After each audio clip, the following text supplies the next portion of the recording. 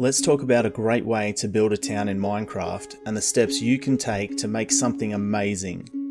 I'm going to list the steps I go through when creating new places that really help establish an atmosphere and theme of my builds. You can use these same steps in any version of Minecraft to assist with enjoying the process of inventing something that didn't exist before, and it actually inspires you to finish your projects. Firstly, ask why would the town you want to build be there and why people have settled in that space. Once you've answered that question, you can start to think about the people that would live here. If it's purely a strategic defensive point, the industry to fuel an army and defences would be your focus. There would be a lot of soldiers and all the things that are needed to support that. If it's a trade route due to its location and distance from other towns, it would attract a lot of merchants. Maybe it's a perfect resting point from multiple towns and cities acting as a trade hub, and thus people settled the land out of sheer convenience. Local resources sort of write their own story. Strong timbers or ores, good farming lands would all attract a settlement that could go on to become a town or a city. Your town could even be a combination of all of these things. You could also have a religious element as the starting point. Maybe your build location is a place of worship or mecca for the people living in the area, and everything around it is to support their religious beliefs.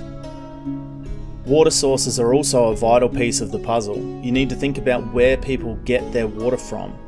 Lakes and rivers are obvious choices for build locations, but what if you want a desert build or a build with little to no way of getting water?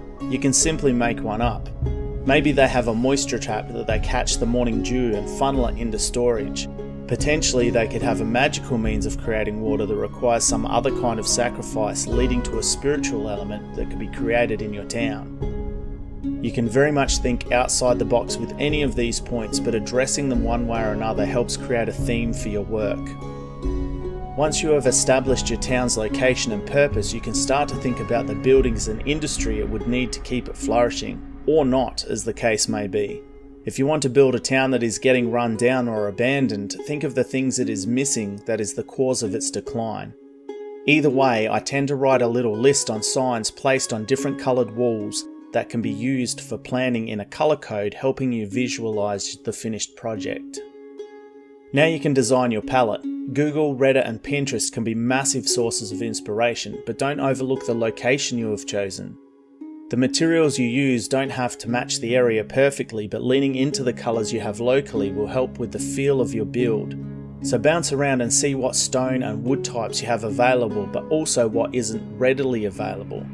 Things that are rare in the area will often be flaunted by the wealthy, helping you differentiate class levels within a town. Create a logical layout. Industry buildings will want to be close to the resources that they need, and wealthy people will want to be where living is the most comfortable.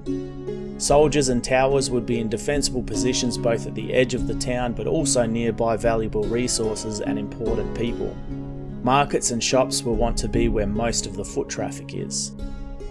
Think about native plant life. I love trying to create one or two types of plants or trees that are native to an area and may add a unique element to the town. These can be real life, or in my opinion the more enjoyable, completely fictional flora, which can also give inspiration for industry and exports, giving another purpose to your build.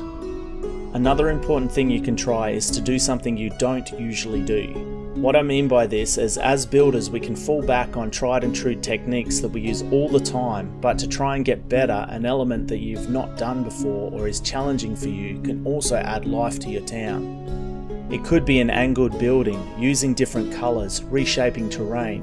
Whatever it is, give it a go. Even if it doesn't pay off with something amazing, it will still help you improve. Lastly, manage your expectations. While looking at other builders can be a great source of inspiration, realise your skill level does not need to be near theirs for you to enjoy the process and make something that you can feel proud of.